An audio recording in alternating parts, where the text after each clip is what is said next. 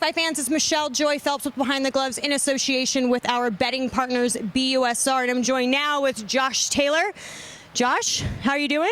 I'm good, yeah, but we're a couple of days out from the fight now, so yeah, we're nice and relaxed, and all the training's done, thank God, and we're just in the zone now, chilling out. We're doing a last little sort of pad session here tonight, and yeah, we're just chilling out, getting ready to fight on Saturday. So the last time you and I saw each other was just before you flew out to London, or from London here to Las Vegas. We didn't really quite know what was going on at the moment. Does it feel nice to finally feel like settled? You know what everything that's going on. Yeah, I mean at the time, you know, we weren't sure if we were having to go to Mexico and for 2 weeks and all that. So it was a little bit ticked off, you know, with what was going on. A little bit stressed and stuff with the prospect of having to go to Mexico. But we got that sorted out, and we're here. You know, we've been here 4 weeks now. So yeah, but it's been good. As soon as I had the news that we could go, it was like a weight lifted off my shoulders, and you know everything's good, you know, because there was nothing happening back home. Right. It was gym. The sparring, everything was gym home. So we're here. We can go out and do things, and you know take our mind off the job at hand when we got time to relax, which is nice. The last time we talked, you said that you had some really good sparring lined up out here. Do you care to tell me who you've been sparring? Yeah, we had good sparring. I posted the picture up on my Instagram. I had a young lad, Stephen McKenna, who's coming through. He was from Ireland. He was very good work. You know, he was very good sparring. Been using Chris Congo as well, who's I've used for years for sparring. You know, he brings the best out of me, keeps me sharp. We know each other very well, so he knows when to push me and when I'm making mistakes and stuff, so he's kept me very sharp as well. And also used Samuel Vargas as well for the come forward aggressive style and that as well. So I've had great sparring and great preparation for this fight, so yeah, I'm feeling good. Have you had an opportunity to run into Joe Ramirez yet, or are you going to be able to? Are you going to do it in the next day or so? I haven't seen him yet. I think you haven't been able to look in his eyes yet. I haven't seen him yet. No, not face to face. We need to wait on Thursday till the press conference. I think that'll be the first time I see him face to face. And we'll get there, and it should be a good day. Are you shocked that this fight isn't being shown on a UK network? I am a little bit, to be honest. It is a little bit frustrating, you know, that a fight. Do you know why? Magnitude, do you know anything? I really don't know. I really don't know. I don't know if. I really don't know. I haven't heard anything, but I was assuming that it was going to be on BT, with BT sort of being aligned with ESPN, you know, but it isn't for some reason. So yeah, it's a little bit, you know, pissing me off a little bit that it seems like no one back home or the broadcasters are really caring about it, you know. It's a massive fight. It's if I win this fight, you know, on Saturday, it's one of the best British victories in recent history, you know, and nobody's here to, you know, cover it, which is beyond me, you know. I don't know why, you know, but they seem to be having interest in showing a circus like Jake Paul and or Logan Paul and Mayweather, you know, who's. I know you've talked a bit about that. It's not a competitive fight, right? You know? I know you've talked a bit about the YouTubers and the exhibitions and whatnot. And you sort of feel like it's just sort of diminishing the sport. Yeah, it's a little bit, you know. And you've got one of the all-time greats, you know, Mayweather, competing in a circus for a little bit of money. You know, it's although it's going to get a lot of eyes on it, you know, which is why probably the broadcasters have picked it up. But this fight here on Saturday is one of the biggest fights in boxing at the minute, and it just baffles me why no British broadcaster has picked it up. It's a little bit frustrating. I was too. People were asking me online. They're like, "Hey, where can I watch it?" And it dawned on me. I was like, God, I haven't seen any promotion from any of the UK broadcasters. And then I spoke with Mel, and she's like, it's on Fight TV. And I was like, oh shit. So that's when I posted about it. It's been streamed. And, but with it being on ESPN, there's obviously the Sky channel, which is BT/ESPN. I thought it would have automatically been on that, with it being ESPN on Sky, but no, it's not being shown for some reason, and it's beyond me. But listen, it is what it is.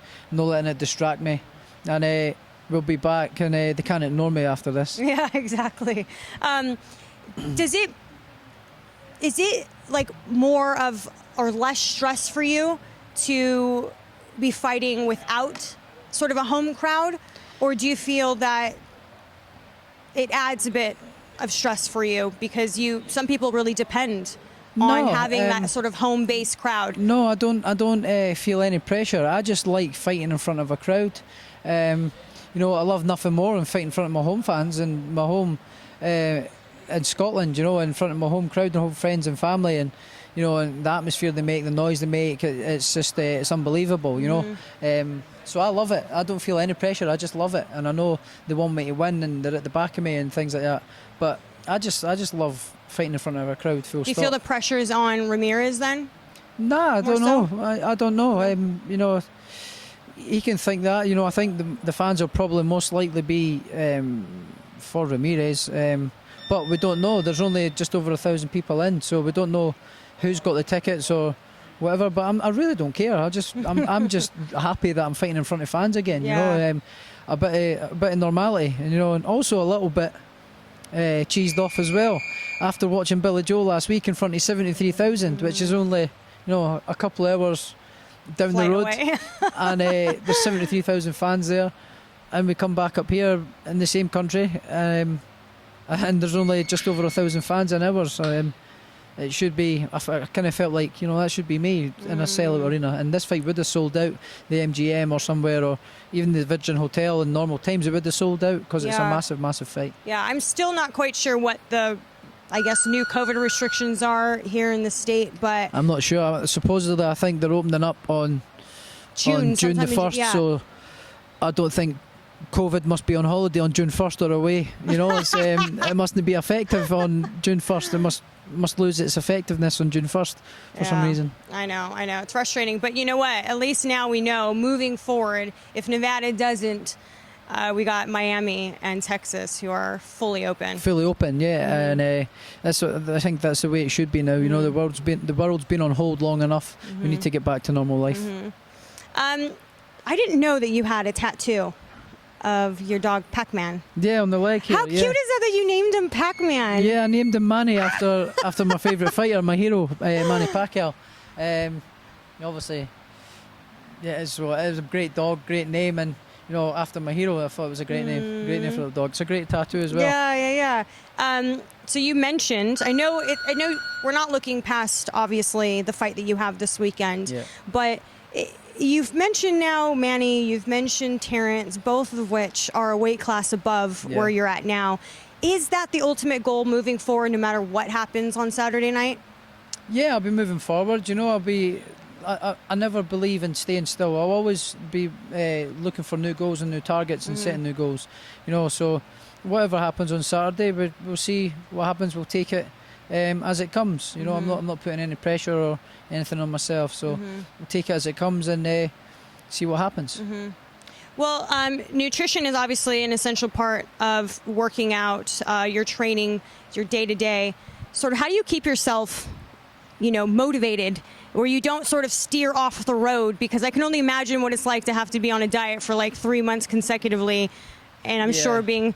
No, it's actually been the easiest I've ever done it. Really? I've got a nutritionist on board now as well, who's working with me, and he lives with me 24/7, so he keeps an eye on what I'm doing as well. So I've got a little bit of a chocolate tooth and a little bit of a sweet tooth. So, but I'm sure he still incorporates some of the stuff. No? Yeah, he still uses the dark chocolate in my treats and stuff like that. He knows I've got a chocolate tooth, so he uses that and he puts that in the snacks and stuff like that. But he's always there keeping an eye on me, making sure I'm not cheating.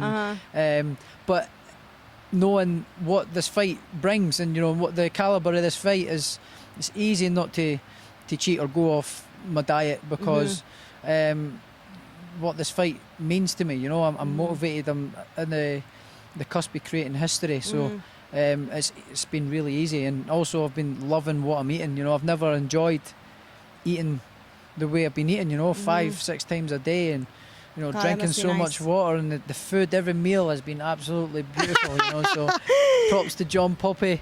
Go and watch Prep and Prepare at Instagram. A little shout out, tell me he is the man. If anybody's looking for nutritional advice and the way to cook things and stuff, look him up, because he's second to none. So how do you use Wow Hydrate in your training? I use Well Hydrate. Obviously, especially out here, even more. I'm sweating so much. So when you're sweating, I am quite a heavy sweater when I train. You know, so when I'm sweating, you lose your minerals and your salts and stuff that you're coming out of. So Well Hydrate, you know, it's got the electrolytes and the salts and the sodium and stuff in the drinks and in the shakes, which keep and replenish the minerals that you're sweating out and put them right back in you, and it tastes good as well. So I know my favorite is actually the summer fruits. I have boxes of these at my house. Yeah, I like the other one. This one, I like this one. The orange one. Yeah, I like this one. Yeah. So I like the orange one. Yeah, and I use it in my sessions in between rounds when I'm having a drink because I'm not sweating so much. So yeah, and it's really tasty as well. So yeah, that's why I use it.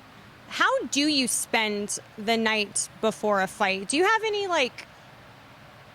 rituals? You know, Yeah, a lot of fighters do, but no, I don't. You don't? No, I don't. I really just chill out and relax. You know, watch a good film, take my mind off the fight, chill out, have some good food after the weigh-in as well, and just chill out, refuel, chill out, watch a good movie, maybe play a bit of the cards with some of the lads and stuff, a little bit of entertainment. So you've no superstitions. There's nothing that. No superstitions. I need to have white boots. That's about it. I need to have white boots. I like the colour white. Makes me feel fast and electric and light on my feet, and that's sort of mental side of the thing. But that's about the only one. I wore blue boots. I wore the blue and white with the red Nike Macho Mice in the Commonwealth Games in my first fight, and it was the only time I never wore white boots. And I won the fight, but I didn't perform very well, and I wasn't happy. So as soon as after the fight, I took the boots and I chucked them away. Back to white boots. So that's the only superstition I've got. It's got to be white boots. Yeah, I was going to say, that is a superstition then. Yeah. That's the only one I've got, though. Okay. That's the only one I've got. Obviously, I wish you all the best this weekend. Big fight. No matter what happens, a bright future ahead of you. No matter what division whether you plan to stay at 140 or go to 147. Any final words? No, anything? Just thanks. Tune in to Fight TV, obviously. Good luck. Yeah, tune in to Fight TV. Watch the fight. It's going to be a great fight, and watch me create some history. Thank you to all the fans that have also continued to support me up until this time. I'm gutted that they're not here. In the biggest fight in my career, they've been very loyal the whole way. You know, and I've got messages all the time, and I've always had people tell me we're saving up for when you go to America and stuff. It's finally came, and no one's able to come, but I'm winning this fight on Saturday 100%, and we'll be back. We'll be back. Should you win, remember, there's Terence Crawford, Manny Pacquiao. You've mentioned those names. They could be here in the States. 100% we'll be back. I no doubts in my mind I'm winning this fight on Saturday, so we'll all be back stateside soon. So thank you. You know what? I was actually going to ask you, how does it feel to see your face in Vegas? Like was cool. Big signs. That was cool. The first time I seen the billboard up on the bright lights just outside the hotel, that was pretty cool. You know, that was like a little pinch me moment. You know, it was cool. It was cool. Because remember we were talking about that. I was like, do you ever sit back and reflect about, you know, how far you've come and stuff? And you said you don't always do that. No, I never really. I'm sure that was a surreal moment for you. You see that, and then you go, oh wow, this is happening. It's not just a dream. You know, it's it's happening to me. You know, it was pretty cool to see that for the first time. You know, so I've been down and. You know, I'm used to it now. Obviously, I've seen it a few times and stuff, but it was pretty cool seeing that. Well, look, I'm happy for you, proud of you to see how far you've come, especially in such a short span in your career. So, regardless, congratulations. And then we look forward to seeing this weekend. We'll catch up with you on post-fight. Yeah, great. Okay, thank you. Thank you so much for your time. Bye, fight fans.